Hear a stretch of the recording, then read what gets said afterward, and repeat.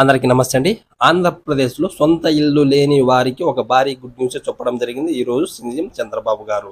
ఈ రోజున సొంత ఇల్లు లేని వారికి గతంలో మేము అధికారంలోకి వచ్చిన తర్వాత ఇంటి స్థలము ప్లస్ ఇల్లు నిర్మిస్తామని ఒక హామీ ఇవ్వడం జరిగింది. ఇప్పుడు ఆ హామీ నెరవేర్చే విధంగానే ఈ రోజున గృహ నిర్మాణ శాఖ అధికారులతో సమావేశం ఏర్పాటు చేయడం జరిగింది ప్రస్తుత సీఎం చంద్రబాబు గారు. ఇప్పుడు ఆ సమావేశంలో వంటి విషయాలని మనం ఈ వీడియోలో పూర్తిగా తెలుసుకునే ప్రయత్నం కూడా చేద్దాం.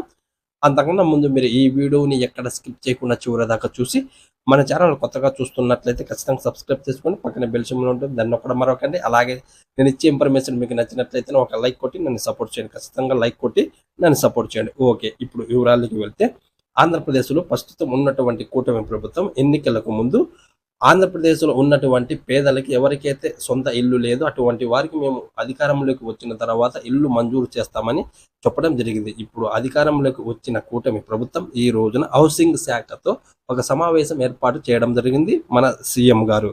ఇప్పుడు ఆ సమావేశంలో ఖచ్చితంగా కొత్త లబ్ధిదారులని, అంటే ఎవరికైతే సొంత ఇల్లు లేదో అటువంటి లబ్ధిదారులని గుర్తించి వారికి గ్రామీణ ప్రాంతాలలో ఉన్న వారికి అయితే 3 సెంట్ల స్థలం ఇవ్వాలని, అలాగే పట్టణ ప్రాంతాలలో ఉన్న కొత్త లబ్ధిదారులకి 2 సెంట్ల స్థలం ఇవ్వాలని కూడా నిర్ణయించడం జరిగింది. అలాగే ఆ ఇంటి స్థలంతో పాటు ఆ గృహ నిర్మాణ ఖర్చులోకి 4 లక్షల రూపాయలు ఇవ్వాలని కూడా అక్కడ నిర్ణయించడం జరిగింది మన సీఎం చంద్రబాబు గారు. అంటే పట్టణ ప్రాంతాలలో 2 సెంట్ల స్థలం ప్లస్ ఇంటి నిర్మాణానికి 4 లక్షలు, అలాగే గ్రామీణ ప్రాంతాలలో 3 సెంట్ల స్థలం ప్లస్ ఇంటి నిర్మాణానికి 4 లక్షల రూపాయలు ఇవ్వడం జరుగుతుంది. అంటే ఒక రకంగా ఆంధ్రప్రదేశ్లో సొంత ఇల్లు లేక సతమతం అవుతున్న వారికి ఒక విధంగా ఇది మంచి శుభవార్త అనే చెప్పడం కూడా జరుగుతుంది.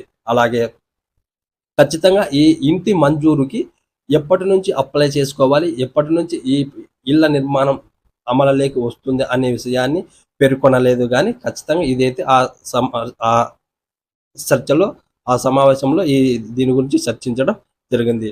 ఒకవేళ జీవో విడుదలైన తర్వాత ఈ ఇంటి నిర్మాణానికి ఏ డాక్యుమెంట్స్ కావాలి, మీరు ఎప్పటి నుంచి అప్లై చేసుకోవాలి అనే జీవో అనేది ఏపీ ప్రభుత్వం నుంచి ఒక అఫీషియల్ అప్డేట్ రావడం జరుగుతుంది. ఆ అప్డేట్ వచ్చిన తర్వాత కూడా నేను ఒక వీడియో చేసి సొంత ఇల్లు లేని వారు ఎలా అప్లై చేసుకోవాలి, ఏ డాక్యుమెంట్స్ మీకు ఉండాలి, ఎక్కడికి వెళ్ళి మీరు ఈ అప్లై చేసుకోవాలి మీ ఇంటి కొరకు అనేది నేను ఒక వీడియో రూపంలో మీకు పూర్తిగా జీవో విడుదలైన తర్వాత ఎక్స్ప్లెయిన్ చేసి ఒక వీడియో రూపంలో కూడా మీకు తెలియజేస్తాను. అంతవరకు వెయిట్ చేయండి. ఓకే, ఇలాంటి గవర్నమెంట్స్ అప్డేట్స్ కోసం మీరు మన ఛానల్ సబ్స్క్రైబ్ చేసుకొని పక్కనే బెల్ సింబల్ ఉంటుంది, దాన్ని ఒక్కడ మరొకండి.